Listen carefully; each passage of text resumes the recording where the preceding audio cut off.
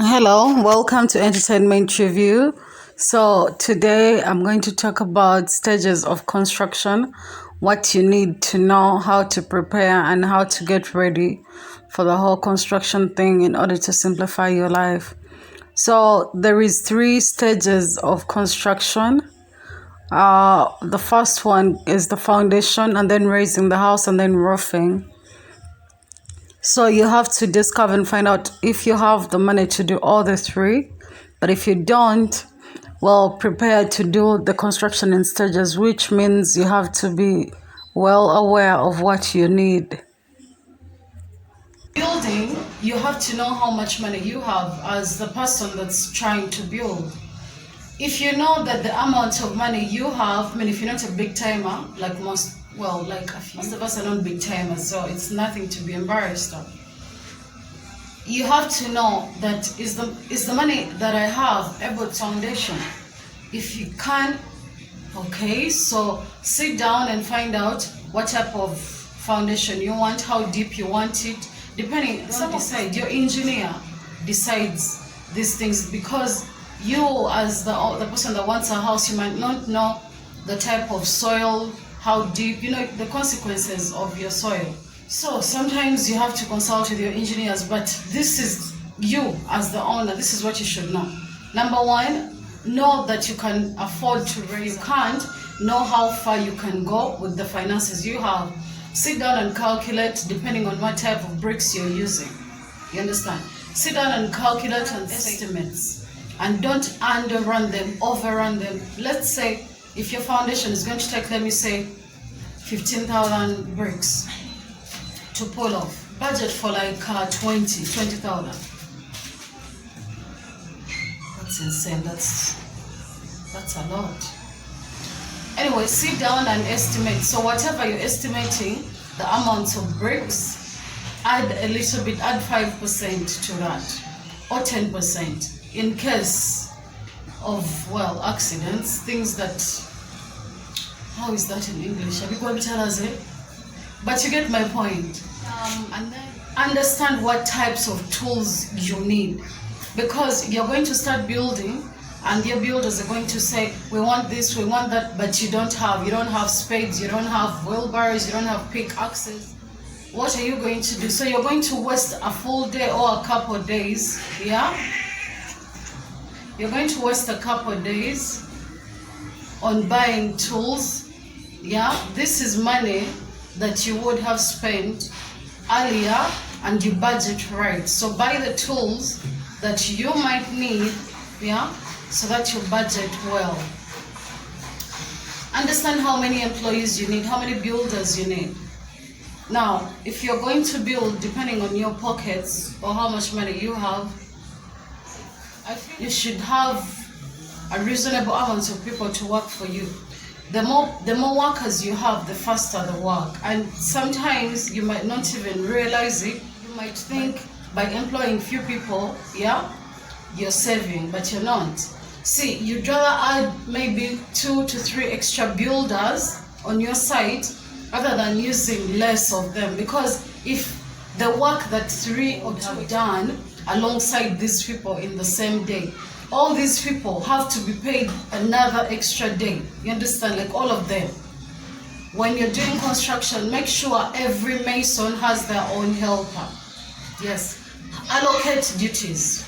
Have a specific person for every mason. Like every builder should have their own porter or helper, whatever you choose to call them. So that this person is responsible for bringing material. Yeah. For example, you have to have one person who brings material to once it's mixed, and then you have to have 2 people who are mixing, or 1 person depending on the size of your house. You can even have 4 people, but 4 people is too many. I would recommend maximum 3 people. You understand? Who are, and then you have someone who is moving around, giving bricks to the builders, or actually 2 people doing that. So you usually, when you're doing this kind of planning, you need more helpers than builders on your site. And pay, I can't decide for you how much it should be up to you. And people work for money according to how you talk to them, how you handle them. People work for different money. So that's pretty much up to you, but the standard pay for a mason is from 30,000 Ugandan shillings.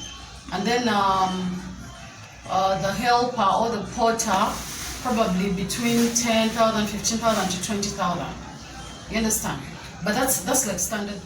So if you feel nice, you can pay more if you can afford it. If you can't, you can negotiate between those prices. And then you have to have, first bring sand. Make sure before building construction starts, you have sand. You have material ready. If you don't have storage on your site, make sure material is not far from the site. Have at least cement, maybe 50 to 100 bags ready, you know.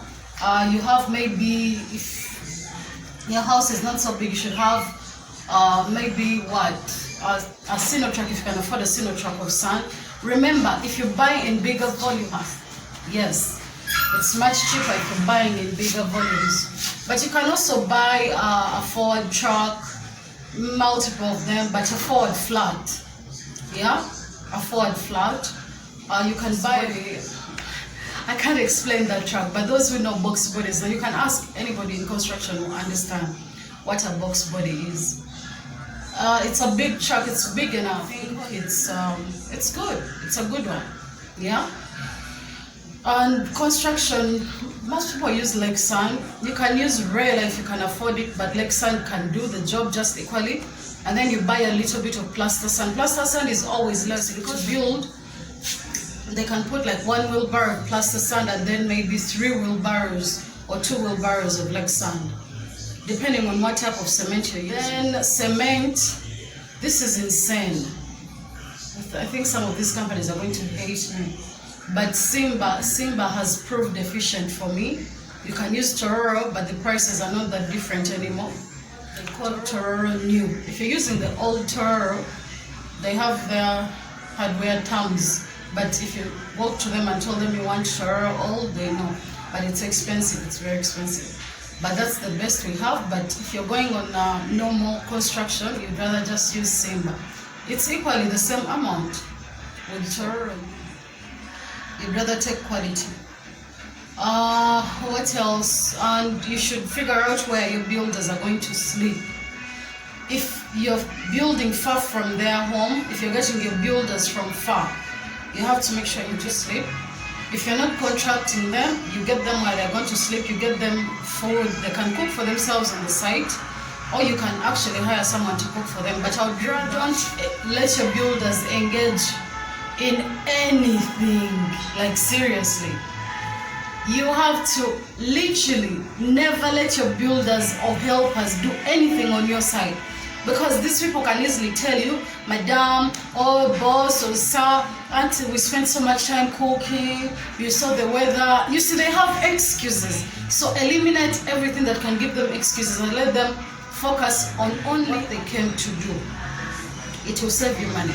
Some of these things will look like you're spending money, and most people, in fact, will think, oh, this is a rich person, look at how much money they are spending. But in reality, it saves you a lot of money. Get a cook, get someone, a chef. You can pay them a relative amount of money. You have something small, but make sure you contract them for the period. Buy posho and beans. Anybody that wants anything else, they should buy it for themselves. No offense. But you have to understand, this is work, this is a job. What else? Talk to your engineers so that you know the materials you need, apart from the ones I've told you. Yeah, but the basics, have them on speed dial. Make sure these people are not going to let you down. If you don't trust them, if you can't rely on them, make sure you have more than 1 or 2 suppliers. Anyway, that's me. If there is more questions, you can comment below and I'll answer. Thanks for watching.